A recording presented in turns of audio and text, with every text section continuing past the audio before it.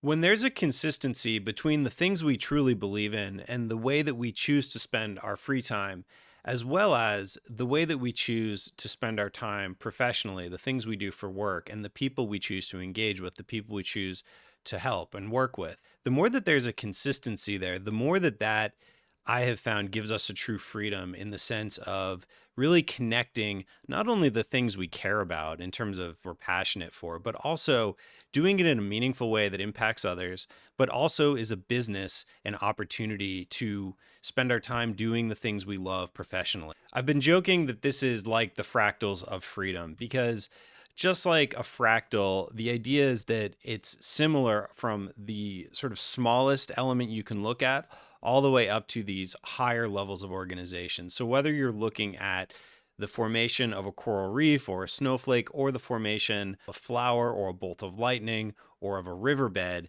there's an organization within a fractal that is self-similar, meaning when you look at it from the biggest picture you can possibly look at, all the way down to the microscopic level, there's actually an organization that is consistent across scales. So again, whether you're looking at the formation of a river from a satellite or much closer at the texture of a rock, or in the Eames's case, the Power of 10 video, where they're looking at going from the outer sort of view of our own solar system, zooming in by multiples of 10 to the planet, to the city, to the park, the human, to the skin, to within the skin, to the cells. The idea is that there's these fractals, this way of taking how can we connect the biggest picture of what we want in life with the smallest aspects of the way we spend our time in life. For people who are interested in things like climbing, the same rock, so in this case, Devil's Tower, when you view it from different scales, it's all the same piece of rock. It's all Devil's Tower.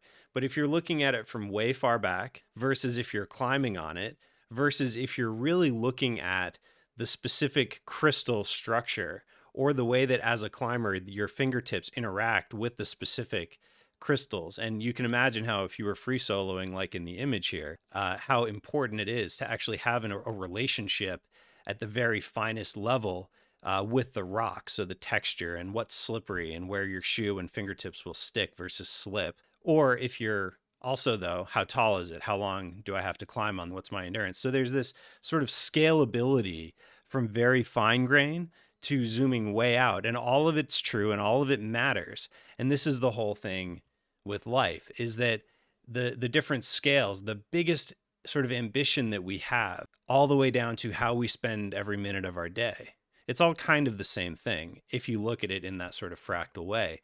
And so this is a way of looking at theory and even theory related to the way that we put architecture together, where we're talking about these sort of singularities, like these much larger systems, and then these moments that we really interact with them. And that's really, to me, what this is about, is three scales that are very different, but are all the same thing.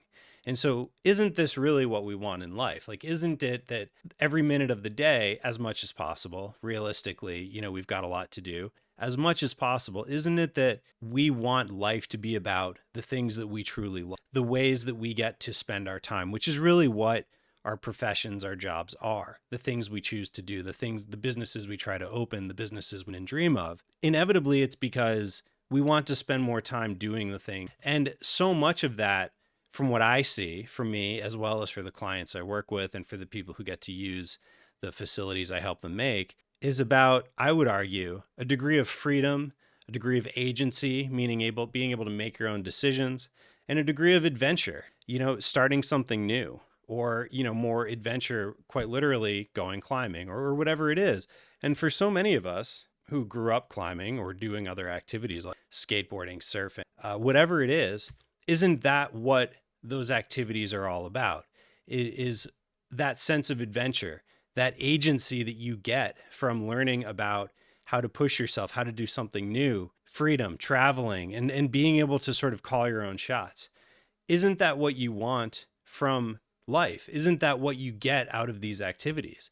And so in this way, these activities are far more than about climbing a rock. It's much more about learning about those sort of lessons and goals. For some of us, we choose to hold on to and see how we can extend into other aspects of life. So, the way that we spend our time professionally, the businesses that we're trying to open, the way that we can actually choose to share these moments in this reality that we've been fortunate enough to sort of live and discover with other people. If you're lucky enough to sort of feel this way, it's a great thing to be able to share. And it's even better to be able to sort of start businesses around it. And so, sharing it with the next generations.